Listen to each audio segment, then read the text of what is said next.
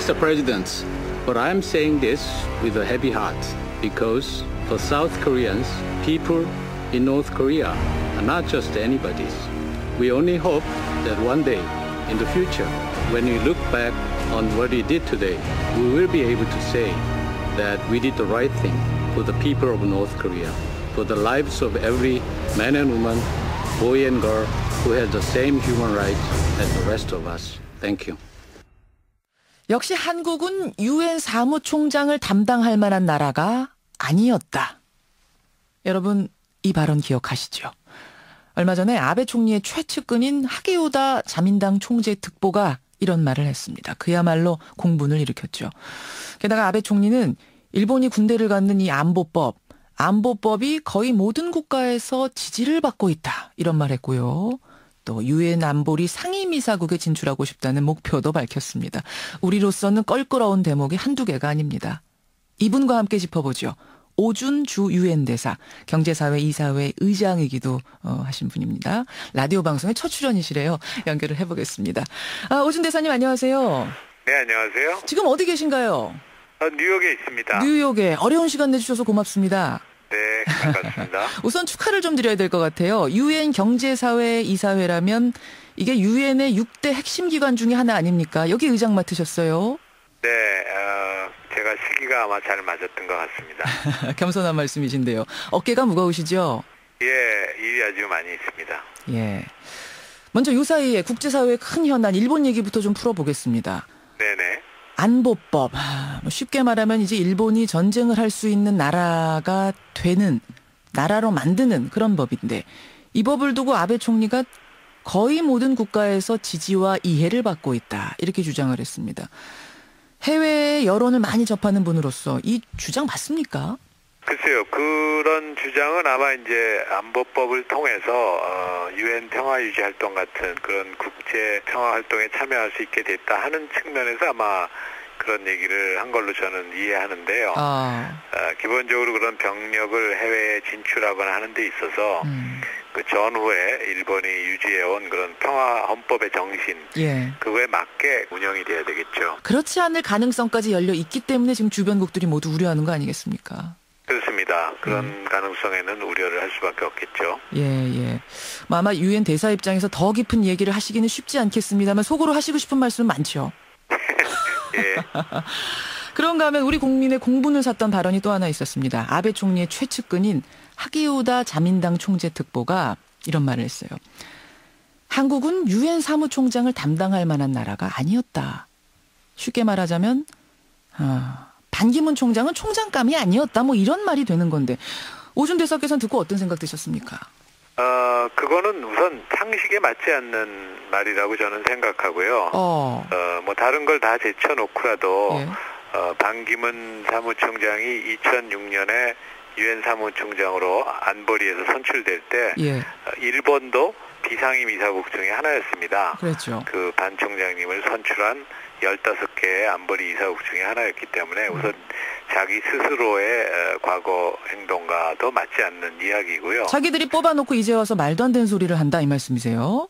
그렇죠. 예. 그 밖에도 아마 그런 얘기가 이제 나오기 시작한 것은 반 총장께서 중국에서 열린 그 2차 대전 종전 70주년 기념 행사에 참석했다는 것 때문인 것 같은데요. 이른바 전승절 행사요. 예. 반 총장은 그 행사뿐 아니고 러시아나 폴란드나 우크라이나에서 열린 종전 70주년 행사에도 다 참석했고 유엔이라는 국제기구는 기본적으로 2차 대전의 종전의 결과물로서 탄생한 것입니다. 2차 대전이 끝난 후에 다시는 인류가 이러한 참혹한 전쟁을 되풀이하지 말자 하는 뜻에서 유엔이라는 걸 만들었기 때문에 유엔과 2차 대전은 뗄 수 없는 관계에 있고 반 총장께서 2차 대전 종전을 기념하는 행사에 어디 한 군데만 간 것이 아니고 회원국들이 주최하는 행사에는 일정이 허용하는 한 다 참석을 하신 것이기 때문에 무리한 주장입니다. 일각에서는 혹시 박근혜 대통령이 거기 가시니까 반 총장도 자리를 빛내주려고 뭐 어려운 걸음 한 거 아니냐, 일부러 간 거 아니냐 이런 얘기 하시는 분들도 계시긴 하더라고요, 더러.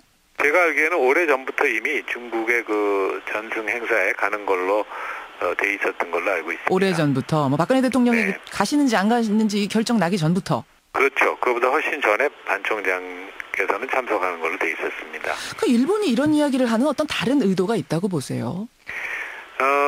이제 일본이 아마 그 사무총장이 중립을 지켜야 되는 게 아니냐 이런 표현을 썼다고 저는 들었는데요. 예.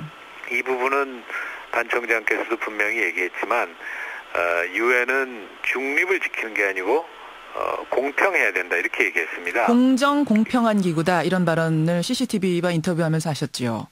그렇죠. 이제 영어로는 중립은 뉴트럴이고 예. 공평한 거는 임파셜인데 그 뜻이 다르다 이제 하는 말로 반 총장님께서 하신 얘기인데 말하자면 쉽게 말씀드린다면 옳고 그른 것이 있을 때 중간에 서는 것이 유엔의 할 일이 아니다 이거죠. 그러니까 중립이라는 건 항상 중간에 서는 건데 예. 옳고 그른 문제에 있어서는 유엔은 중간에 서는 게 아니고 오른쪽에 서야 된다. 오른쪽에 뜻입니다. 바른 쪽으로 서는 것이 그게 유엔의 할 일이다. 반기문 총장은 뭐라고 하세요? 반 총장님의 그런 의도, 어느 나라든지 회원국들의 승전 기념행사에 참석한다는 방침, 예. 그다음에 또 중립과 공평의 차이 이런 거에 대한 반 총장님의 설명을 잘 들으려고 하지 않고 그냥 비난하려고 하는 것에 대해서는 잘못됐다고 생각하시는 거죠. 그만 중단해라 이런 입장이신 거죠? 네, 그렇습니다. 예. 오준주 유엔 대사 만나고 있습니다. 아유, 저 오늘 일본 얘기 할 게 많네요, 대사님.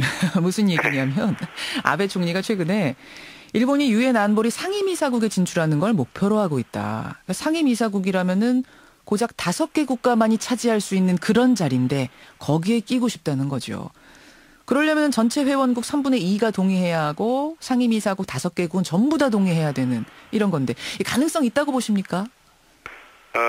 뭐 현실적으로 그거는 가능성이 굉장히 낮다고 저는 생각합니다. 없다, 낮다. 낮다. 예, 네. 왜냐하면은 상임이사국이 5나라가 지금 있는데 예. 상임이사국을 더 늘리겠다는 뜻이거든요.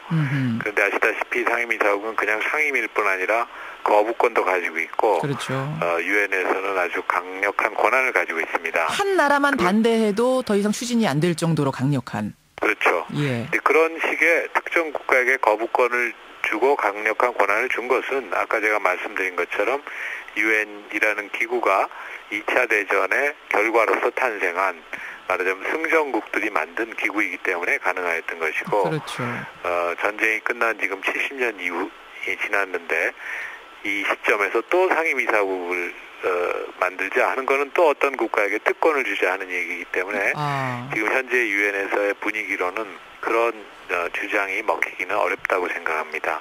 하지만 지금 최강대국 미국이 찬성한다면서 힘을 실어주고 있는 상황 아닙니까? 그래서 혹시 일본이 좀 치밀하게 어떤 로비를 벌일 가능성 같은 건 없을까요? 미국을 포함한 미국, 영국, 프랑스 이런 나라들이 상임이사국이 되고자 하는 국가에 대해서 어느 국가에 대해서는 뭐 그 나라는 될 만한 자격이 있다든지 이런 표현은 합니다. 예. 그러나 그것은 어떻게 보면 그 나라에게 호의적으로 얘기하는 표현이고 유엔 전체 차원에서 그렇다고 상임이사국을 늘리는 걸 찬성하고 있는 것은 아닙니다. 아, 그렇군요. 오준주 유엔 대사 통해서 지금 유엔에 흘러가는 분위기들 이모저모 짚고 있는데요. 북한이 노동당 창건 70년을 계기로 해서 소위 위성 발사, 이제 그들은 위성이라고 그러고 우리는 이게 이제 무기라고 하는 거죠. 이 계획을 강행할 생각이다. 이런 보도들을 합니다. 유엔이 안보리 차원의 대응을 할 예정이다라는 보도도 나왔는데요. 예를 들면 어떤 대응을 검토하고 계십니까? 대응이라는 건 만약 그런 일이 저희는 안 일어나기를 바라지만 그런 북한이 그러한 새로운 도발을 했다고 했을 때는 유엔 안전보장이사회가 거의 자동적으로 열리고 또 거의 자동적으로 제재를 강화하는 결의를 채택할 걸로 저는 봅니다. 그러니까 저는 지금 생각에 북한이 받을 수 있는 제재는 유엔 차원의 제재는 다 받고 있는 것 같은데 그러면 미사일 발사를 또 해도 북한이 별로 두려울 게 없는 거 아닌가. 더 이상 무슨 제재를 할 수 있을까 이런 생각이 들어서요. 아니죠. 받을 수 있는 제재를 다 받고 있는 건 아니고요. 예를 들어서 뭐 무역이라든지 이런 거는 일반적인 무역은 유엔의 제재 대상이 아니죠. 그런데 이제 제재 폭이 점점 넓어지면 그런 부분에까지도 영향을 줄 수 있습니다. 영향을 줄 수 있는 일반적인 해외 무역, 수출, 수입 길이 막혀버리면 이건 굉장히 치명적인데 또 미사일 발사를 하면 그 정도까지도 갈 수 있는 그런 일은 벌어지지 말아야겠다 이 말씀이세요. 네, 그렇습니다. 예, 예. 아, 대사님, 지금 유엔 총회가 지난 15일에 개막해서 많이 바쁘시죠? 네, 바쁩니다. 예, 예. 더 열심히 맡은 바일 해주시기를 부탁드리겠습니다. 네, 감사합니다. 예, 오늘 귀한 시간 고맙습니다. 주 유엔 대사 오준 대사였습니다.